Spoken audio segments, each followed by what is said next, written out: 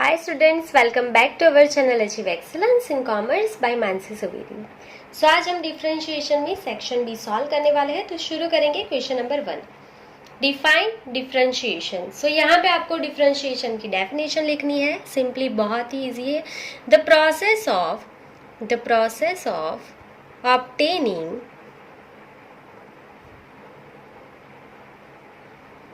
Derivative of a function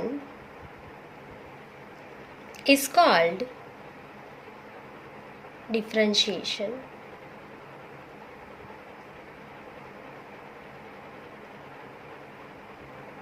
चलिए differentiation किसे कहते हैं, सो आपको पता ही है।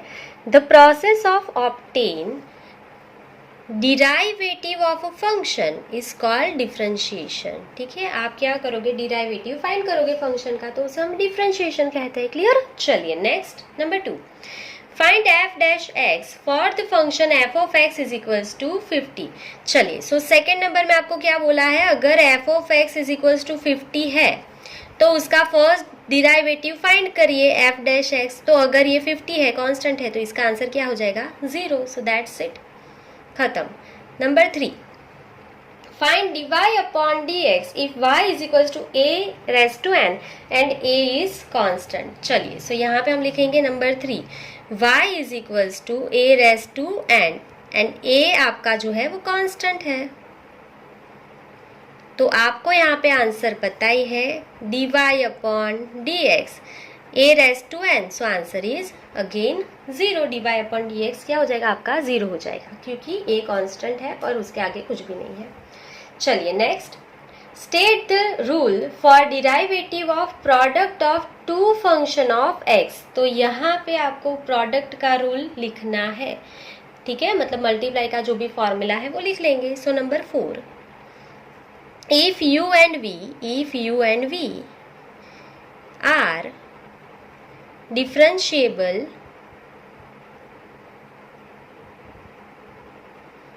function of x and y is equals to u into v, then dy upon dx क्या है आपका, मल्टीप्लाई का फॉर्मूला, प्रोडक्ट का आपको फॉर्मूला लिखना है। कहाँ से शुरू होता है, u से, u into d v upon d x, और मल्टीप्लाई का है तो plus v into d u upon d x. That's it, बहुत ही सिंपल है, आपको आता ही है प्रोडक्ट का फॉर्मूला लिखना। चलिए next, how will be the first order derivative of function at x is equals to a if function is decreasing at x is equals to a। अगर आपका फंक्शन डिक्रीजिंग है तो आपका फर्स्ट ऑर्डर डिराइवेटिव क्या होगा, तो आपको पता ही है, यहाँ पे बोला है ना डिक्रीजिंग है, फंक्शन डिक्रीजिंग है, तो पहला ऑर्डर आपका क्या होगा, F dash a is less than 0 होगा। क्लियर। तो लिख लेंगे, पूरा क्वेश्चन जो लिखा है वो लिख लेंगे। So if at x is equals to a function is decreasing, then the first order derivative of a function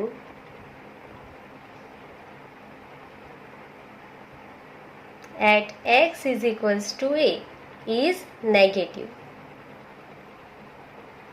मतलब क्या है, that is F dash a is less than 0, 0 से वो कम होगा और वो नेगेटिव होगा। क्लियर, यहाँ पे मैं अंडरलाइन कर रही हूँ, F dash a is less than 0 होगा।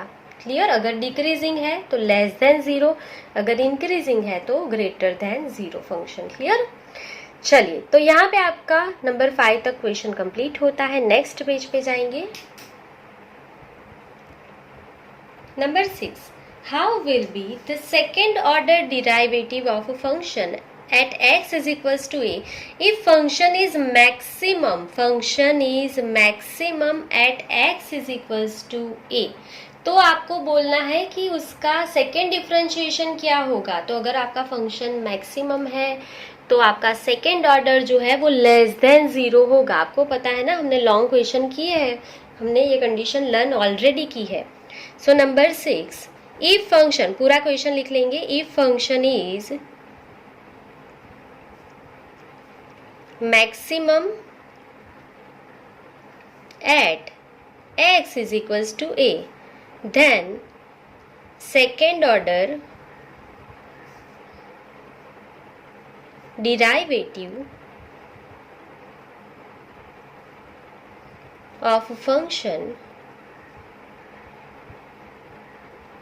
at x is equals to a will be negative,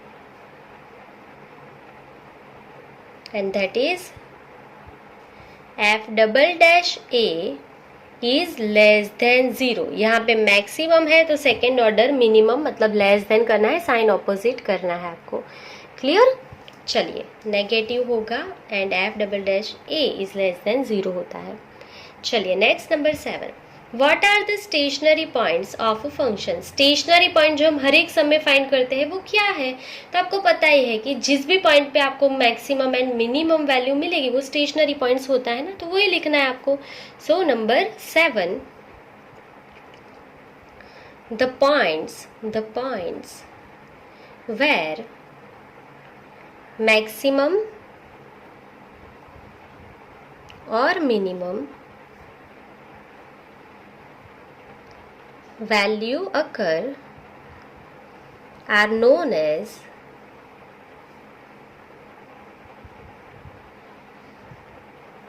stationary points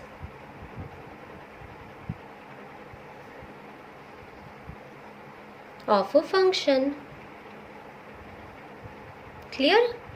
चलिए next number 8, what is marginal revenue. So मैं पहले ही सिखा चुकी हूँ what is marginal revenue, what is marginal cost, ये सारी चीज़ें हम ऑलरेडी सीख चुके हैं, डेफिनेशन आपको आता ही है। सो डायरेक्टली लिखेंगे मार्जिनल रेवेन्यू क्या होता है, the change in revenue, the change in revenue due to small change in, चलिए रेवेन्यू किसकी वजह से चेंज होगी, due to small change in demand. Demand में थोड़ा सा भी चेंज होगा उसकी वजह से आपकी रेवेन्यू चेंज हो जाएगी, उससे अब क्या बोलेंगे, marginal revenue is called marginal revenue. Clear? चलिए next number 9, define marginal cost. तो ये दोनों कॉन्सेप्ट हमने साथ में ही सीखे थे। Marginal cost, so the change in cost due to small change in, किसकी वजह से चेंज होगा, तो यहाँ पे डिमांड की वजह से होता है, और कॉस्ट में किसकी वजह से होता है, प्रोडक्शन की वजह से होता है ना, तो प्रोडक्शन में चेंज होगा तो उसके वजह से कॉस्ट में जो चेंज होगा उसे हम मार्जिनल कॉस्ट कहते हैं। सो यहाँ पे लिख लेंगे द चेंज इन कॉस्ट में चेंज होगा due to small change in, किस में, production, is called marginal cost. Cost में चेंज होगा ड्यू टू प्रोडक्शन में थोड़ा सा भी चेंज होगा उसकी वजह से कॉस्ट चेंज हो जाएगी, तो उसे हम क्या बोलते हैं, मार्जिनल कॉस्ट। क्लियर? चलिए next number 10, state the formula of elasticity of demand. तो ये एमसीक्यू में भी आया था पर ये 1 मार्क्स में है, तो आपको दोनों फॉर्मूला लिखना है, मतलब शॉर्ट फॉर्म भी और लॉन्ग फॉर्म भी लिखेंगे। So number 10, elasticity of demand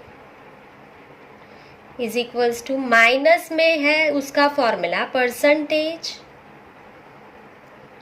change in demand divide by percentage change in price.